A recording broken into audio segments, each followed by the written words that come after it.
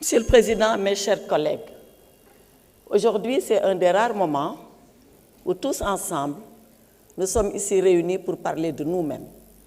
Parce que le règlement intérieur, c'est notre vie commune.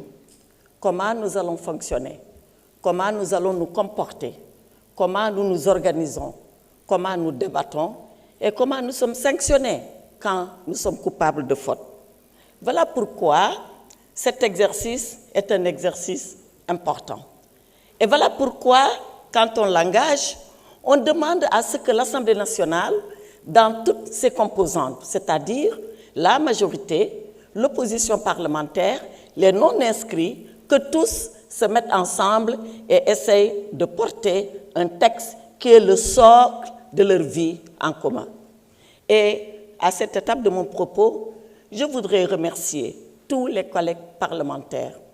En premier, le président Ayib Daffé, qui a été le président de cette commission ad hoc, qui sont venus et qui ont travaillé d'arrache-pied à ce que nous sommes en train de vous proposer ce matin. Alors, qu'est-ce que nous vous proposons ce matin? Ce que nous vous proposons ce matin, c'est un texte qui est fondé sur 3 principes directeurs. Le premier principe directeur, c'est de faire de telle sorte que l'Assemblée nationale, assumant sa responsabilité souveraine, joue pleinement son rôle de vigie, son rôle de contrôle des politiques publiques et son rôle de législateur. Et c'est la raison pour laquelle, et vous le verrez dans les innovations, nous avons renforcé, bien sûr, la commission d'évaluation des politiques publiques. Je ne vais pas y revenir, je l'ai déjà suffisamment dit, d'autres collègues l'ont répété, mais les commissions d'enquête que nous avons organisées, renforcées. Si vous voyez le texte initial, vous verrez que leur statut n'était pas tellement édifié, n'était pas tellement clair. Nous avons tenu à ce que ce statut soit clarifié, que ces commissions d'enquête soient dotées de moyens et qu'on puisse surtout retransmettre tous les débats de ces commissions d'enquête pour que la transparence que nous évoquons, qu'elle soit de mise et à la disposition des Sénégalais. À l'exception des délibérations, c'est-à-dire de la prise de décision, tout le reste devient transparent. Certains nous ont dit en commission, et même avant, mais pourquoi vous avez séparé l'élection du président de l'Assemblée nationale d'avec celle du bureau? Pourquoi le président est élu pour 5 ans et pourquoi le bureau est élu pour 1 an? Nous avons pensé que nous devons maintenir cette disposition en introduisant une innovation telle que mon collègue l'a rappelé tout à l'heure. Maintenir la disposition sur le mandat de 5 ans du président. Nous pensons que c'est un mandat important, que l'Assemblée nationale doit être à l'abri des soubresauts politiques qui font que sur 1 an, à chaque année, que le mandat du président de l'Assemblée nationale soit remis en jeu. Donc, nous pensons que conférer le mandat de 5 ans au président de la République, au président de l'Assemblée nationale, contribue à renforcer la stabilité de l'institution. Maintenant, pour le bureau, pour des considérations politiques, d'ajustement politique, de réalité politique, nous avons pensé que le mandat peut rester à 1 an. Et ça fait partie de ce que nous avons pensé comme étant une innovation.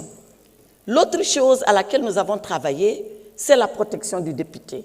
On l'a dit, ici nous avons vécu des moments douloureux où il nous a été demandé de lever l'immunité parlementaire de nos collègues, sans que nous puissions savoir d'ailleurs quelle est exactement la procédure qui s'applique à cette levée d'immunité parlementaire.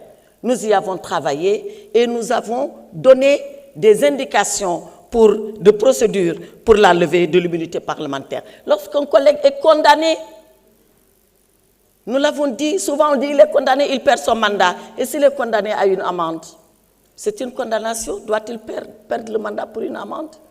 Donc, nous avons considéré qu'à partir d'une condamnation qui va lui faire perdre ses droits civils et politiques, à partir de ce moment, oui, il peut perdre le mandat. Mais sans cela, c'est peut-être une condamnation de laquelle il pourra se défaire sans pour autant perdre le mandat. Voilà pour ce qui est de la protection du député. Nous avons voulu régler des contentieux. On l'a rappelé ici, à notre installation en tant que 15e législature, notre premier jour a été entaché. Il a même été assombri parce que nous avons ici des débats on doit le dire, qu'ils ne nous ont pas honorés sur la composition du bureau. Et nous, opposition, on a été privés d'un poste de vice-président sur une interprétation de texte. Nous avons pensé qu'il était temps de dépasser ces contentieux qui sont des contentieux insolubles et que nous pouvons nous mettre d'accord sur des principes que tout le monde va respecter, en tout cas qui vont s'appliquer pour éviter ces contentieux et combler ces vides. Bien évidemment, Monsieur le Président, qu'il y a des questions en suspens. On n'a pas tout réglé, parce qu'on a beau être un comité technique, on est des politiques et nous avons eu des divergences de politique sur le nombre de députés qu'il faut pour former un groupe parlementaire. On n'a pas été d'accord. J'avais proposé personnellement qu'on puisse rabaisser le seuil et bien évidemment, la majorité est pour le maintien de ce seuil. Et j'ai prié que cette majorité devienne rapidement une opposition pour qu'elle soit rappelée à cette réalité. Et sur la Haute Cour de justice, nous n'avons pas pu, parce que nous avions un plafond au-dessus de notre tête, c'est la Constitution. Mais Monsieur le Président, tout le monde sait que la Haute Cour de justice, elle doit être réformée. Et j'entends certains dire, oui, vous étiez là, pourquoi vous ne l'avez pas fait? Est-ce que c'est un argument, cela? Ce n'est pas un argument. Ce n'est pas un argument qui tient la route. Et on a beau avoir été là, on n'a pas mis en branle la Haute Cour de justice pour des raisons que nous savions. Et aujourd'hui, il est temps de revenir à cela. Pour finir, Monsieur le Président, mes chers collègues, l'exercice consistait à vous proposer une réforme. Mais ce n'est pas la finalité. La réforme, c'est bien. C'est l'application qui est mieux.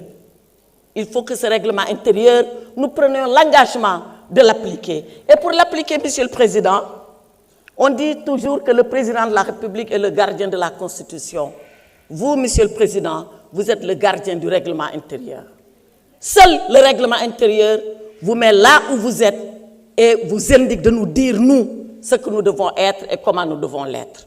Donc, soyez le gardien du règlement intérieur. Soyez le gardien, certes, intransigeant du règlement intérieur, mais soyez aussi parfois le gardien bienveillant quand vous pensez que cela vous pouvez le faire. Mais soyez surtout le gardien équidistant du règlement intérieur.